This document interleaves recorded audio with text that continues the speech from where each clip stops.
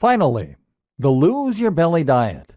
So there has been a lot of preamble thus far, but it's important that you understand the logic behind the lose your belly diet so that you can understand why it is working so well. Remember, our objective is still to eat fewer calories than we burn, but along the way we want to take into account the role of hormones and meal timing, and we want to actually enjoy eating in a way that is practical. The simple way to lose weight.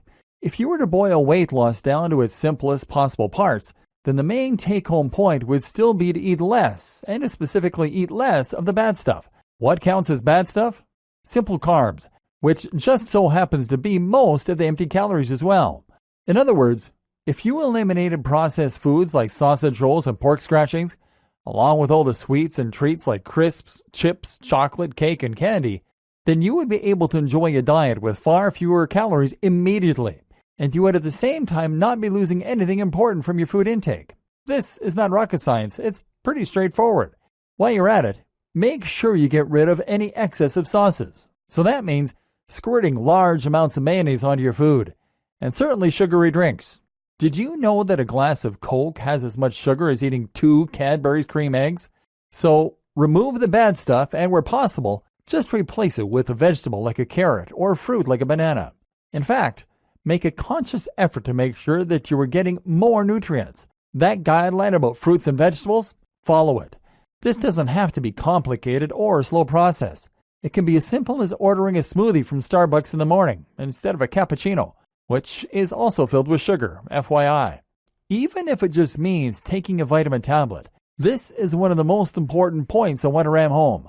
Once you start getting more nutrients in your diet, you will start to feel more energetic, more lively, and much more positive. We're in a vicious cycle right now, where stress and a modern diet has made it increasingly difficult to get out of a rut and take back control. You can't force your way out of this kind of lifestyle with sheer force. You need a quick and easy win. Getting more nutrients is that win. Trust me, you start getting more vitamin C in your diet and you'll regain that spring in your step that will then help to motivate you toward all the other things you need to do. Simple tracking. This has immediately improved your health so that you feel more energetic and will be consuming fewer calories. But if you're in the process of swapping out unhealthy foods for healthy ones, it's still possible that you might be consuming too many calories. Just because something is healthy, that doesn't mean it can't also be calorific. And just because something is healthy, that doesn't mean it can't make you fat. The perfect example is the avocado. This is absolutely packed with goodness and is a great healthy fat that will slowly release sugar throughout the day. This is the ideal breakfast food instead of a sugary cereal that will spike your blood and destroy your fasted state. The problem? Avocados are also quite high in calories. This is why it can still be a good idea to track your calories a little to get an idea of what is going in and out. But we're going to do it in a way that is much more easygoing and something you're more likely to stick with. The idea is simple.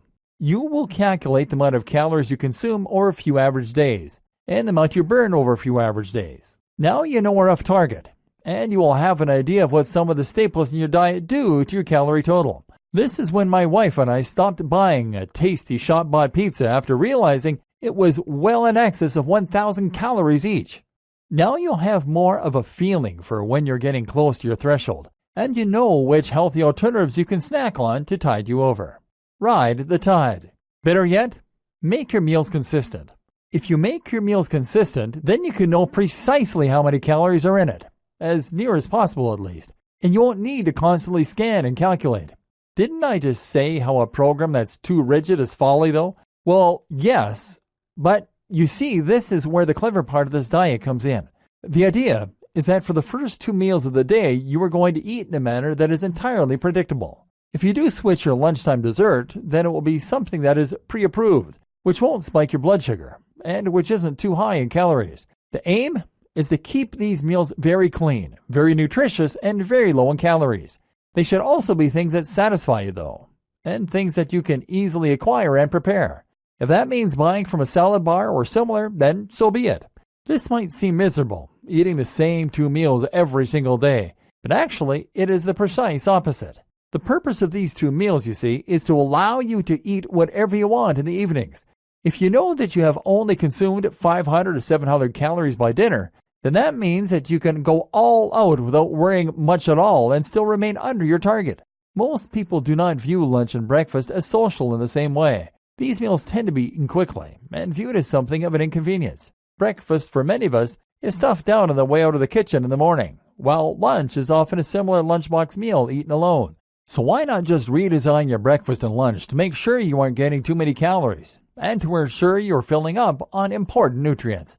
Now, when it's time for date night or a meal with a friend, you'll be able to eat whatever you want and cut loose, and you can rest assured that it will probably still be keeping you in a calorie deficit. There are also good biological reasons to stick to this diet and to keep it orderly like this. Remember, first thing in the morning you are fasted. Thus, the last thing you want to do is to spike your blood with a massive dose of sugar. Instead, if you make your first meal a complex carbohydrate or healthy fat, then you're slowly providing enough energy to keep moving, but without triggering it being stored as fat. The same goes for lunch, and by avoiding a massive intake of sugary food, you'll also help to avoid creating that 4 p.m. slump that normally causes us to crash and become less productive after we've eaten. You're staying catabolic, and you're staying focused at the point in the day when you're focused and driven anyway. And then, at the point when you're getting home feeling shattered and just wanting to chill out with good food, you can. Now, some health experts will recommend that you fast the other way around and avoid eating a large meal before bed, which can have negative impacts on your sleep. Actually, though, as long as you leave enough time before bed after your last meal, this shouldn't be an issue. What's more is that there are some experts who now believe that we've evolved to eat sweet things before bed, which might even be what triggered the entire notion of dessert. The idea is that it makes sense to stock up on sugar before bed when we'll be fasted and to trigger the release of serotonin and melatonin to put us in a deep, restful state. So try this diet. Work out your target and then remove all the unhealthy foods, adding back the good ones to your first 2 meals. Get to the point where you're now full of nutrients and very far from your calorie target by evening, and then allow yourself to eat normally. Don't go crazy, of course, but just allow yourself to eat as you normally would. You're no longer fighting the natural cycles of your body and your hormones. You're riding the wave. What's more is that you're essentially training your insulin response and encouraging your hormones to work for you. And on top of all that, you're maintaining a calorie deficit without having to do any calculating. If you can stick to this, then you should start to find your belly fat starts to slip away. But don't go away just yet, because in the next video, we'll look at how you can make this easier on yourself and how you can enhance the look of that stomach and your overall appearance.